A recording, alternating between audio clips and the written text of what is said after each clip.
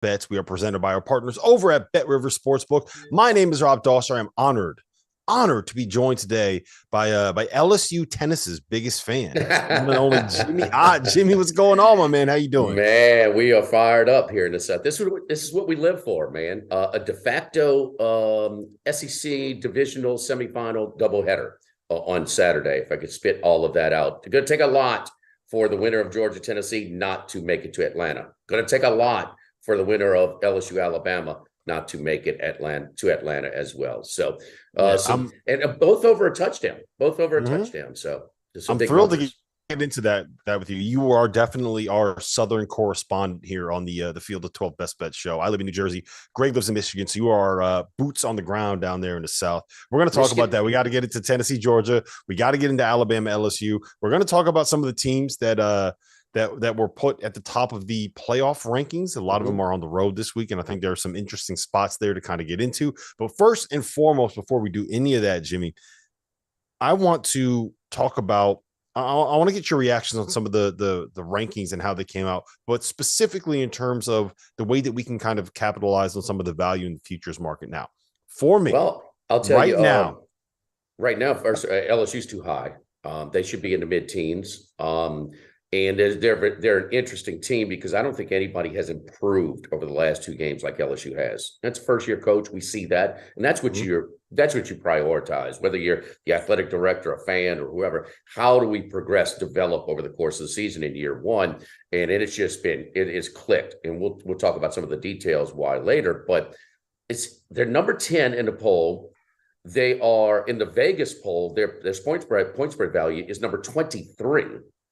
And I think over the last two games, they're playing maybe top 6 or 7 in the country. But their resume for the entire season is mid-teens in maybe 15, 16, 17, somewhere like that. So that's too high. Clemson is too high. The ACC, Rob, you know this, is a basketball league, okay? And it is really some of the contenders. That might be arguable at this point too, Jimmy. That might be arguable. Yeah, and Wake Forest is so weak on defense. They did give Clemson all they could handle in that multiple overtime game in Winston-Salem this year. Miami was supposed to be pretty good, but Mario Cristobal is reminding us that he's such a weak bench coach.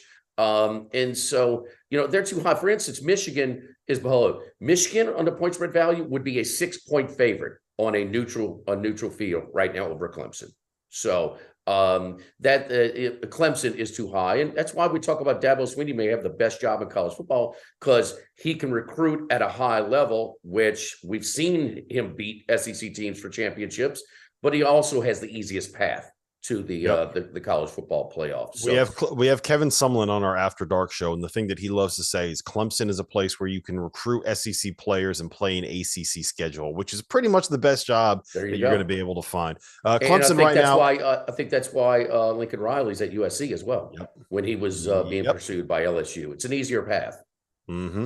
So Clemson right now is plus 2,000 according to our friends over at Bet Rivers to win the national title, where I think there is value, Jimmy, and tell me if I'm crazy here.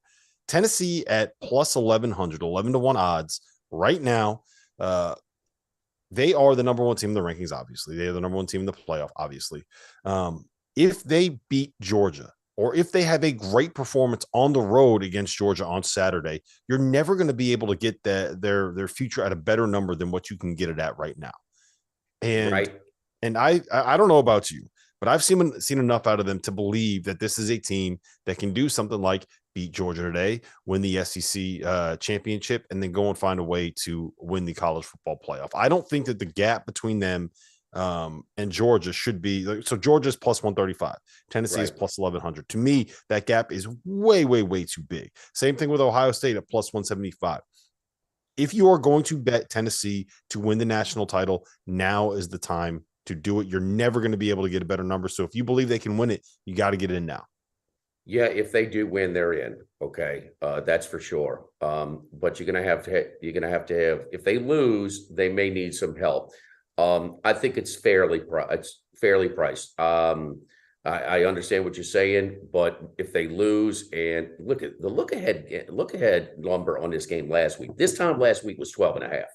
Mm-hmm. And they were so impressive against Kentucky in a look-ahead spot. They moved it to 9.5. The betting public, which is all over Tennessee. I mean, everybody's talking about 90% and higher. Week 10, that's a monster percentage. And it's the pros, the Joes, the squares, and the sharps all over Tennessee. It's down to 8, and I think it's going to continue to trickle down. Not sure if it'll get to that magical number of 7.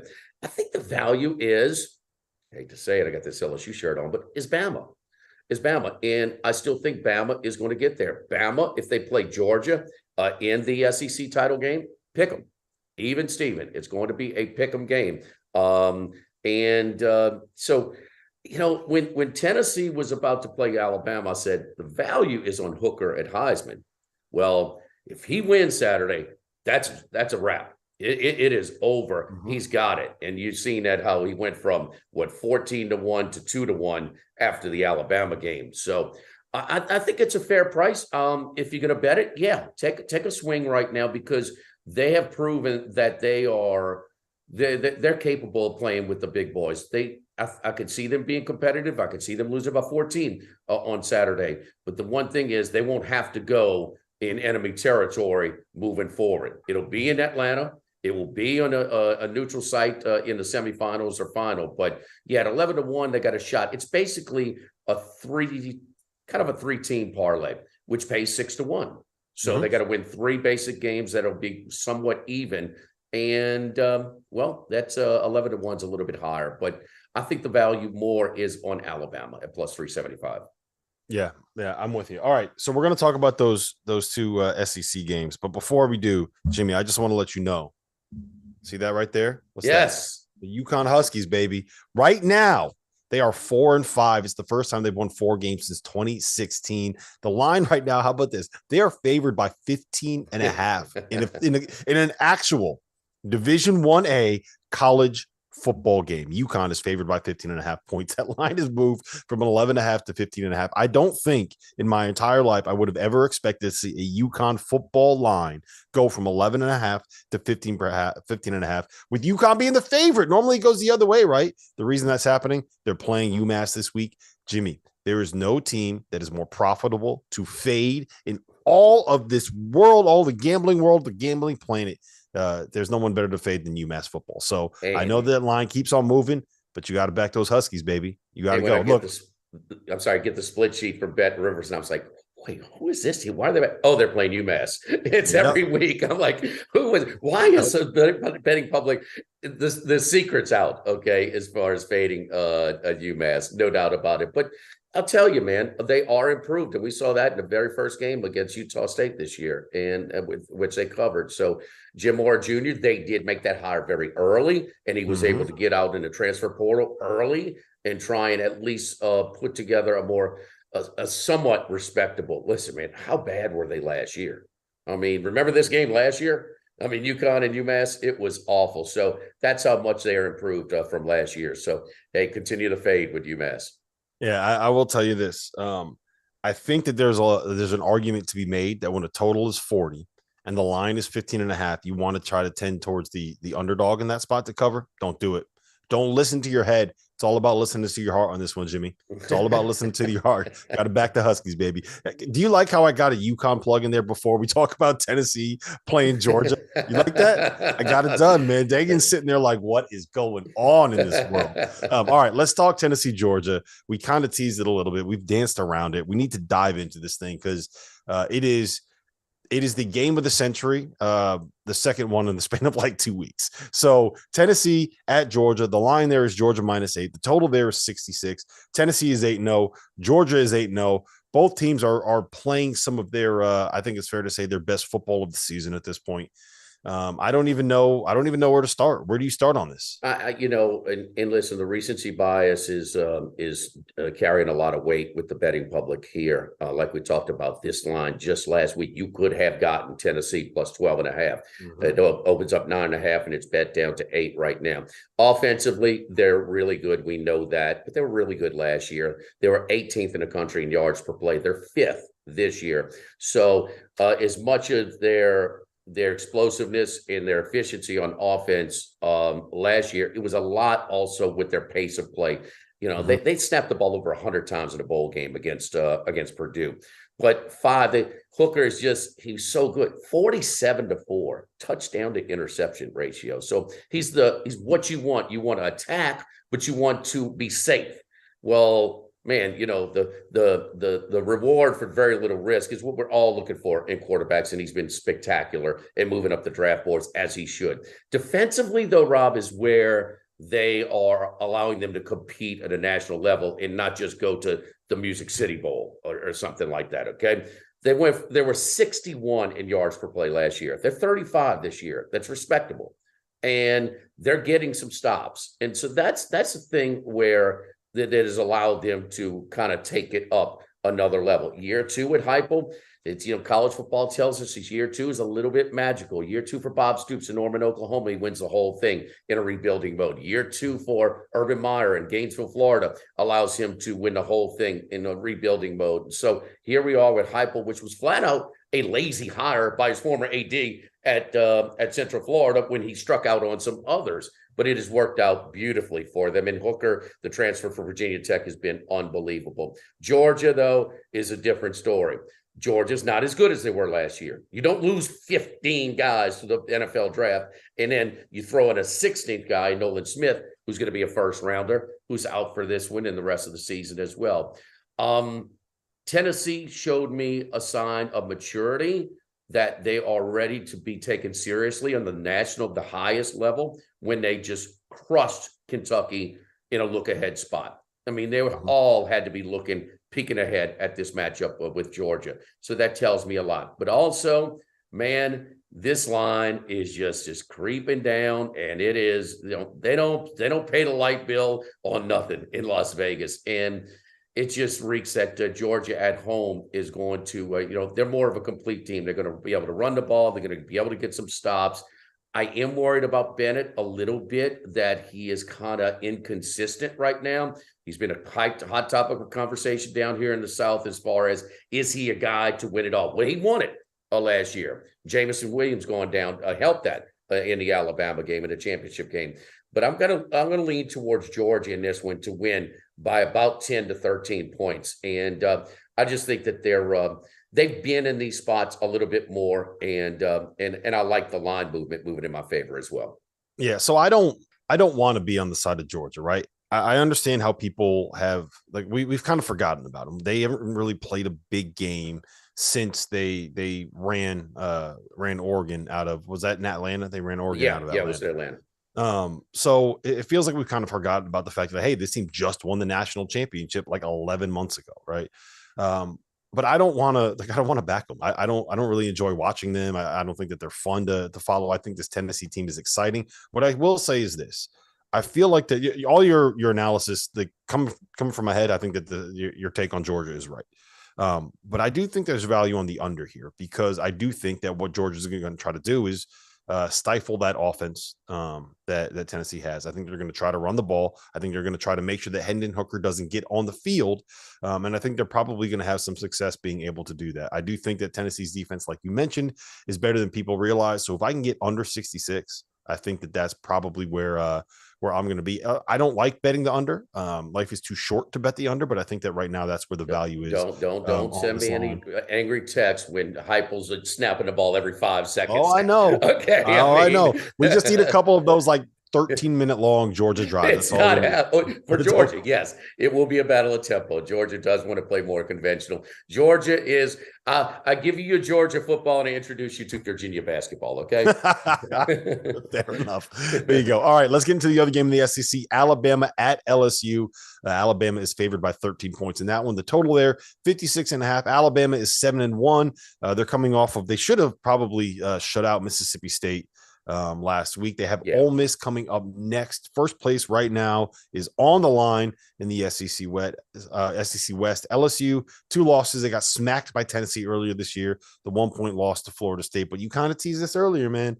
The Bayou Bengals have looked a little bit better over the course of the last 2 to 3 years. A ton better. Tell me another team that has jumped up their level of play in the last 2 games like LSU, and it's a couple of guys. First of all, everybody knows what Jaden Daniels has done the last 2 games against Florida and Ole Miss.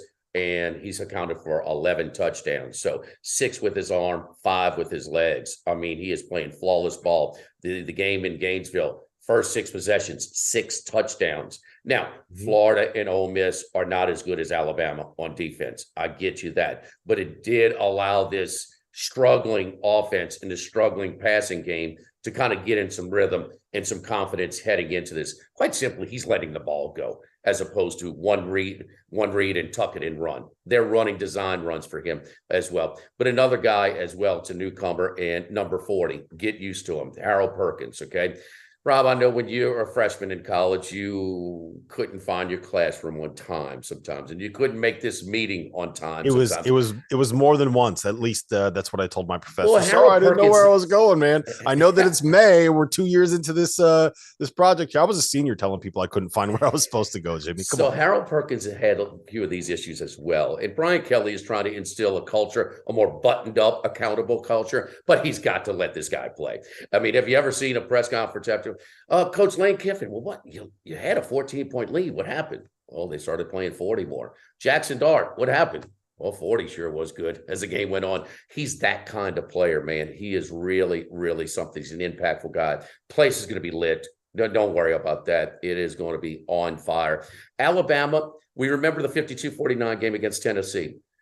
They're much better than that game defensively. And Nick Saban's headache, the cornerback transfer from LSU, Elias Ricks, got a lot of ability, but a little bit of attitude baggage. He finally gave in and played him against Mississippi State, and he played very well in that game also. Half the touchdowns that Alabama's given up have been in that one game only to Tennessee. They're one of the better teams, I think 5th in the country in touchdowns allowed this year.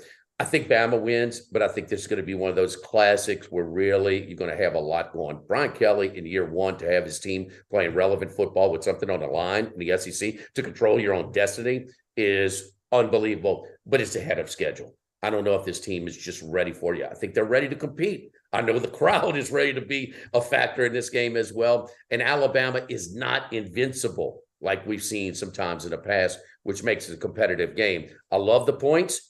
Very much to your Tennessee angle, plus 1,100 right now. You're not seeing this point spread value on LSU again if they somehow play competitive or win it, because they're way better than the 23rd team in the country. And that's where their point spread and value in Vegas is right now.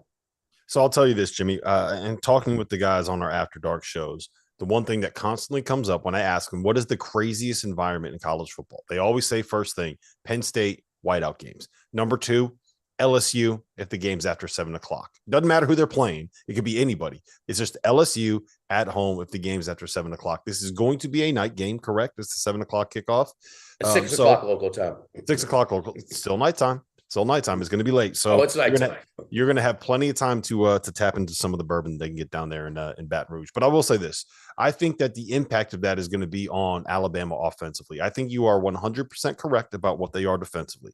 And I do think that there is a level of Nick Saban understanding that to make up ground in the playoff rankings, they kind of have to have like the eye test, win on the eye test, right? Look great while you do it. So I think that defense is going to show up. I don't know how well they're going to be able to move the ball in a place that's going to be that loud and that rowdy. I think it's going to be a close game, which leads me to believe that the under here again is where the value is going to end up being. And I know it's crazy. 2 biggest games of the day. I'm sitting here saying bet against points being scored. But that's where I see the value is right now into those 2 games. All right. We have 8 more games we want to get to, Jimmy. We're going to kind of go rapid fire on these because those are the 2 biggest games of the day. Let's start with this. You got about 45 seconds on each one of these. Clemson at Notre Dame. Clemson's favored by 3.5. The total is 44. Clemson is 4th. This is the biggest challenge they have left this season. Their last 3 games, home for Louisville, home for Miami, home for South Carolina. So what do you see here, Clemson at Notre Dame? Notre Dame is really struggling throwing the ball. They're flat out weak at the quarterback position right now. They were able to just run up the gut against Syracuse and just kind of push them around. But that's not going to happen against Clemson. They're getting healthier up front. They've gotten healthier in the secondary since that Wake Forest game. And no, Clemson, This is a bad matchup for Notre Dame. Maybe they could bring out the green jerseys like they did for Cal. Maybe, I mean, Marshall goes in there and beats them. Stanford, with a bad defense, goes in there and holds Notre Dame to just 14 points. I'm all over Clemson minus a 4 here. Yeah, I'm with you too. I think Clemson is a play in this spot. Oregon, especially with the way that everybody keeps getting on them about not being a fourth team in the playoff. I think that's probably going to be pasted all over the locker rooms in Clemson. All right, Oregon at Colorado. Oregon was, I believe they were the 8th in the playoff rankings. Colorado stinks. The line there, Oregon minus 31.5. The total is 61.5. What do you like the Ducks here? Can they cover it? That's 4 touchdowns and 2 field goals. It's when you're dealing with numbers this high, it's tough. I mean, they can cover the spread if they want to. They don't. Now, this is a poll-based sport. They just released the first poll. So you don't think TCU is going to add a touchdown or 2 if they can to try and give them a little bit of style points. They did it last week, covered the 7.5. Still losing sleep over that one. But anyway, man, Bo Nix has been outstanding, man. He was not good at Auburn. He's got physical ability, but get him away from the SEC, and he's just fine. Colorado is a far way from the SEC. They'll be just fine. But it's tough to go really strong one way or the other. But if I had to, I'd take Oregon. Yeah, I think Oregon is the play there. That everyone's got a point to prove. All right, Michigan at Rutgers. Michigan minus 26. The total's 45. Rutgers lines always crack me up because right now the implied score of that game is Rutgers scoring 9.5 points. So Jimmy, we did this earlier in the season. To me, Rutgers team total over 9.5. All you got to get is a touchdown and a field goal. I think they're going to find a way to do it. Tell me why I'm wrong. 35.5 to 9.5 final, huh? I mean, maybe Harbaugh will go for 1.5. It cracks me up every time we see one of those, man. 9.5 points. How disrespectful is that? Hey, Bet Rivers, be nicer to my guys, the Scarlet Knights, man. Come on. My man, Coach Khaki Pants. The thing about it, though, brother, he is a big bully. He will take it out on people. And again, I think after these polls come out and they're behind behind Clemson, Michigan should be ahead of Clemson right now. So anyway, I think that Michigan in this spot. But again, such a big number. Don't want to go crazy on it. Yep. All right. Texas Tech at TCU. TCU is laying 9.5. The total there is 69. Do you trust TCU? Can they find a way to get it done? They are a team that has to they got to win with some style points, man. I think wasn't one of the knocks in them that they haven't been beating teams early enough, that it's been kind of close games, comeback wins, and they're not proving themselves by beating the brakes off of other opponents. The TCU's been here before. They've gotten the screws from the committee before. They were in the Final Four going into the final week. They beat a team by 50, and they still got dropped out of the college football playoff. They've been a little bit fortunate. But, man, if they go undefeated, the Big 12 has no easy outs. I mean, top to bottom, no conference is closer than the Big 12. And so, when the easiest games are going to Lawrence, Kansas, and Morgantown, West Virginia, those aren't easy games this year. And so this is all about points. I do believe in TCU's offense, man. They got some jets on the outside, and the quarterback has played phenomenal. And Texas Tech is the fastest pace of play team in all of college football. I like the over 69 a lot in this one. I'm taking over 69. Texas Tech was getting back into it last week against Baylor, and they lost the turnover battle 4-1. Kind of exaggerated that score a little bit, but I don't want to go with the line here. I've been waiting for TCU to show me signs that they're emotionally spent, but their offense, I'm going over 69. I love the over. Yeah, I like that there too. All right. You got 30 seconds on these last couple ones. Syracuse at Pitt. Pitt laying 3.5. The total there is 48. I'm going to give you a little teaser for Greg's retirement parlay. He tends to like something that's orange this week. I'll have to take the points in this one as well after their tough 2 games the last couple of weeks against Clemson and Notre Dame. I'll take the 3.5 in Syracuse here. Texas at Kansas State. Kansas State is getting 2.5. The total there is 54.5. Jimmy, are we fading Texas still? Yeah. And I'm also a big believer in Kansas State. You want to talk about point spread value? Kansas State in Vegas poll is 10 in the country.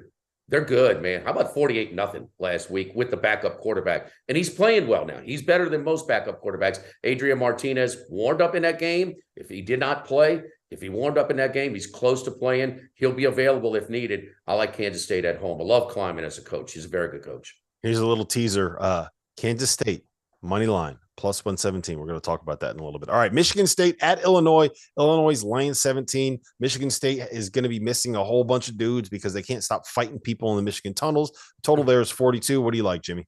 What is going on up there, huh? I mean, my goodness. So, hey, it's football. You can be the biggest, baddest if you want in between the whistles. I mean, my goodness. So, anyway, Illinois, the defense, number one in the country. Number one in the country. Michigan State's going to have a hard time scoring. But can Illinois score that many points? Under 42. I love it. It's not Iowa under, but it's under. This Illinois defense is legit. Hey, they play Michigan right now, neutral field. They're only a 6-point dog. Bielema's team is better than people think, and I think a little bit of a threat. They got to beat Purdue to get out of the West, but I like this Illinois team, but not laying that kind of points. I like under. Yeah, I like the under there as well. Iowa at Purdue. Iowa's laying 4.5. The total there is 41. Jimmy, do we got to be on the Boilermakers in this spot? Feels like we need. Yes. I mean, Iowa should not be laying more than a half a point. Okay. So we'll get back to those half a points. But I mean, Purdue, we're going to go with Purdue plus the points here. Iowa against Northwestern. Yeah, but it's Northwestern. They're undefeated in Dublin, but outside of Dublin, they're not too strong. So give me the Boilermakers at home plus a 4.5. Yes. All right, Dagan, let's go to the retirement parlay. Greg Waddell, our parlay correspondent, he promised me he's going to hit one this week, and you're going to find out why he needs to right now.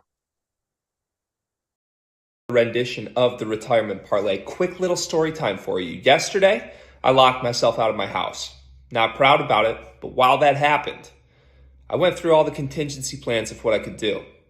And before I thought about calling a locksmith, maybe picking the lock, anything like that, the first thing I thought was place a retirement parlay that hits so I can buy a new house. We're going to hit this week. 6 legs, $100 to win $12,911.77. Never forget the cents. First one, Florida, money line at Texas A&M. I'm out on Jimbo. Tennessee, money line at Georgia. Tennessee's the best team in the country. Kansas, money line against Oklahoma State. OK State is dead. Q's, money line at Pitt. Bounce back spot for Q's. Kansas State, money line at home against Texas. K-State's good. Clemson, money line at Notre Dame. Letdown spot for Notre Dame. Simple as that. 6 legs, $12,000 later. Buy yourself a new house. True story. I do not have the keys to the front door of my house because the only way that I go in and out of my house is through the garage, and you just punch in the garage code. So I have no idea how in the year 2022, Greg Waddell is able to lock himself out of his house. All right. We got to get into these moneyline underdogs. So last 3 times I've been on the show, Jimmy, I've given out moneyline underdog winners. I've already teased mine as Kansas State plus 117. And look, it's just this simple. Texas is always overvalued. I am not ever going to go away from the fact that Kansas State is at home getting points. Give me the Wildcats plus 117 money line. Who you got? Well, in the spirit of the World Series, a little small ball, Rob, plus 117. I mean, come on, man. You're butting a little butt single here. Let's go a little bit stronger than that. Let's go to the Pac-12 and a team that's improving a little bit. We talked about Stanford winning at Notre Dame earlier. Washington State getting out the Palouse. We're going to take plus 155 on the farm. The Tree plus 155 Stanford over Washington State. All right. What's your favorite player of the week? And then we can get out of here. Man, over in TCU Texas Tech. I love it. I really do. And so that's my favorite. I also like Memphis catching points at home after an emotional win for Central Florida against Cincinnati, that wild fourth quarter where they had multiple lead changes. So those two going into this week. Mine is simple. Rutgers team total over 9.5. This has been your week 10 best bets. Hopefully we have led you to some winners, and hopefully Greg Waddell can finally one day hit this retirement parlay. Let's go to Cabo, Greg. Come on.